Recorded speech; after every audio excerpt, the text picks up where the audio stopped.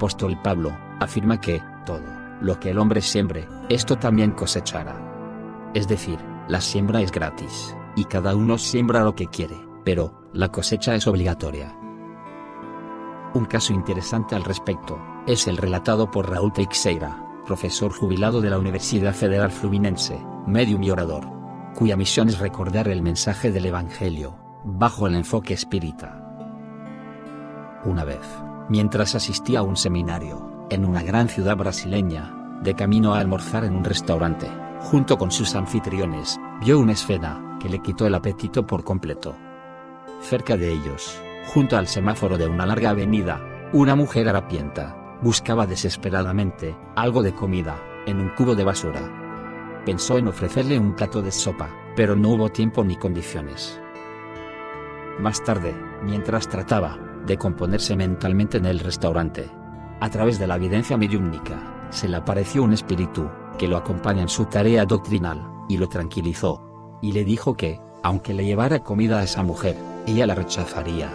Y entonces, procedió a contarle su historia. Ella es la reencarnación de un conocido político brasileño, todavía muy apreciado en la actualidad, y que, por haber hecho daño al pueblo, reencarnó en el mismo lugar, donde recibió grandes honores. Ahora vagando en esta miserable condición, por la avenida que lleva su nombre, de su vida anterior.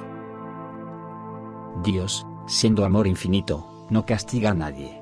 Somos nosotros, los que infligimos leyes naturales, que existen desde la creación del universo, y automáticamente, sufrimos las consecuencias. Y cuando la divinidad interviene, es siempre para aliviar el sufrimiento, que nosotros mismos atraemos sin pensarlo.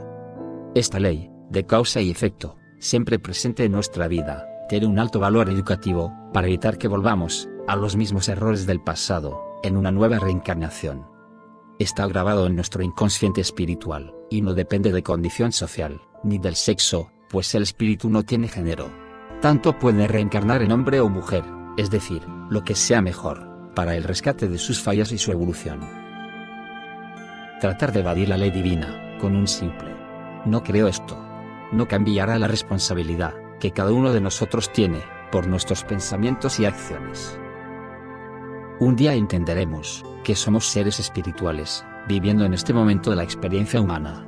Y que, tarde o temprano, en esta, o en otra vida, necesariamente, tendremos que cosechar lo que sembramos.